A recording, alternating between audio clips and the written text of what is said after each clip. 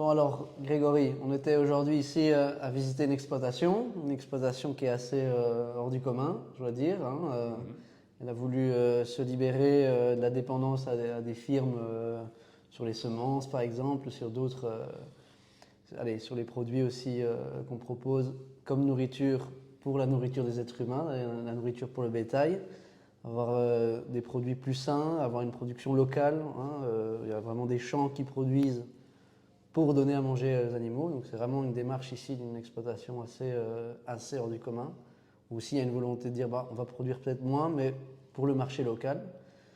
Bon, nous, en tant que mouvement Demain, on n'arrête pas de défendre la production locale, la consommation locale. Toi, en tant qu'élu communal, qu'est-ce que tu penses que les communes elles peuvent faire une commune comme celle où tu sièges, Oreux, est-ce que toi tu vois des actions que la commune pourrait faire pour soutenir les agriculteurs locaux et qui sont dans cette démarche-là?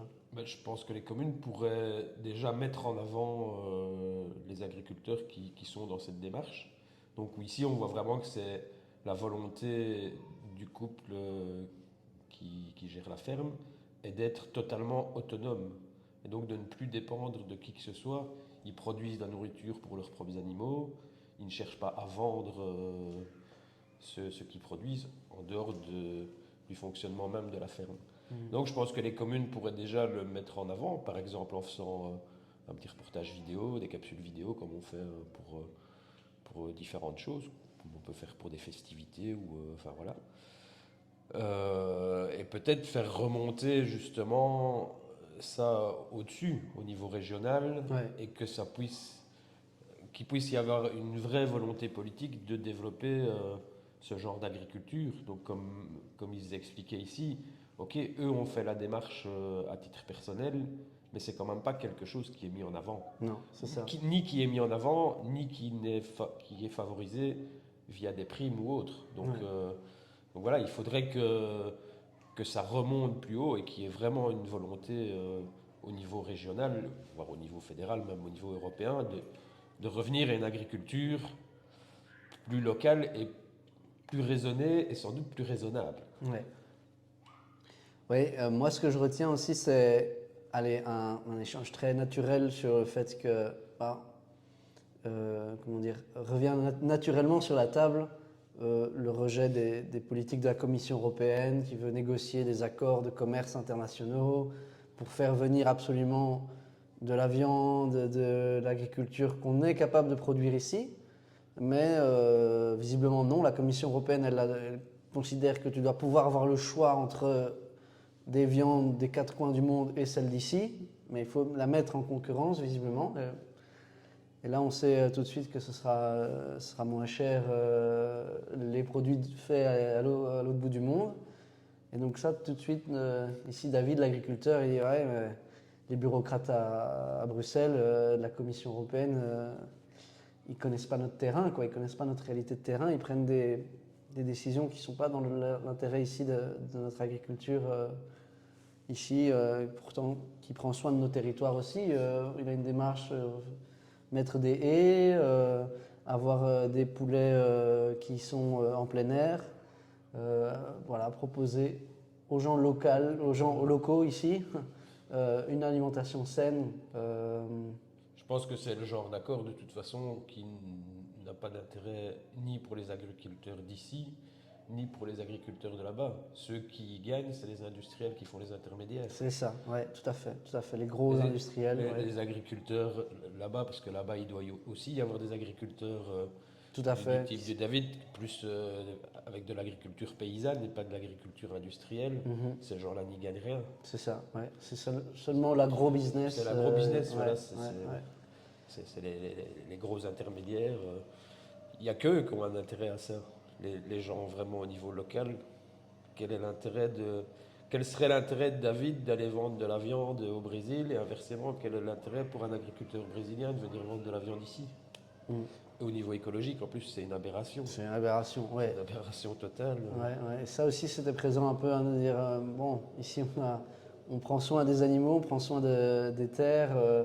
Bon, oui, l'énergie utilisée, c'est l'énergie verte, c'est l'énergie solaire. Donc, bon, euh, allez, il y a quand même assez naturellement l'idée, je lui ai posé la question, tiens, qu'est-ce que tu penses d'un protectionnisme au niveau européen, raisonné sur les productions stratégiques, l'alimentation en fait partie. Ah oui, tout de suite, ça c'est quelque chose, oui, bah, ça a plus de sens visiblement, ça fait sens pour un agriculteur ici.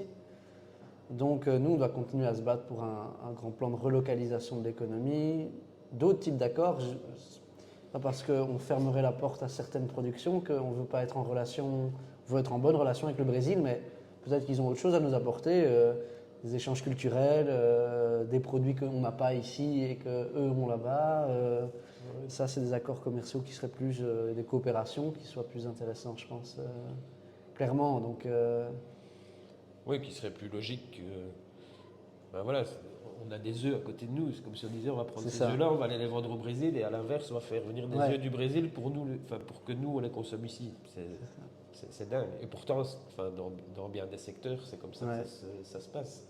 Et un des économistes dominants qui avait prêché cette bonne parole très néolibérale et tout ça, c'était Alain Minc, qui l'avait titré dans un article ou un roman, enfin ou un essai d'économie, La mondialisation heureuse.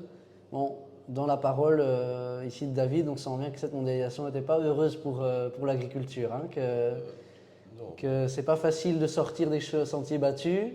Et voilà, et de vouloir faire plus petit mais plus raisonné, ça le rend plus heureux en fait. Hein, il le dit, hein, c'est un choix qu'il fait pour sa tête aussi. Ben, comme on disait avant, je pense que la mondialisation, ça a de l'intérêt pour les gros industriels, les businessmen, C'est ça. les gens qui produisent, les gens qui produisent ou qui fabriquent quelque chose au niveau local. Quel est leur intérêt?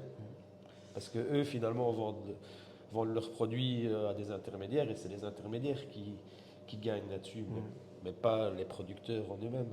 C'est ça. Pour conclure, les pouvoirs locaux, les pouvoirs régionaux, fédéraux, jusqu'au niveau européen, ils ont un rôle à jouer.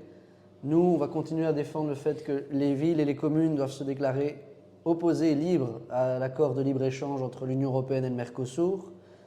Il ne faut plus signer ce genre d'accord de commerce. Il faut un protectionnisme écologique, social et solidaire. Il faut des grands plans de relocalisation des productions. Il faut soutenir les agriculteurs en transition. Il faut que l'État propose une direction, que des coopératives se mettent en place. Mais pour ça, il faut vraiment une volonté politique. Bon, ça, c'est notre volonté avec le mouvement Demain. On espère, voilà, bien sûr, que des acteurs syndicaux, la FUGEA, la FGTB, on sait que c'est des acteurs qui sont sensibles à ce genre d'idées. On espère qu'il y en aura aussi dans d'autres partis, mais qu'on pourra, en se battant pour ça, et nous, pour nous, le mouvement Demain, c'est une ligne directrice pour nous. Hein. On veut vraiment se battre pour ça et on vous invite à nous rejoindre dans ce combat-là. Merci beaucoup à toi, Grégory. Tu nous as fait rencontrer un agriculteur super. Et il y en aura d'autres, de nombreux, les prochaines années, les prochains mois et les prochaines années. Merci à toi, Merci à Grégory. vous.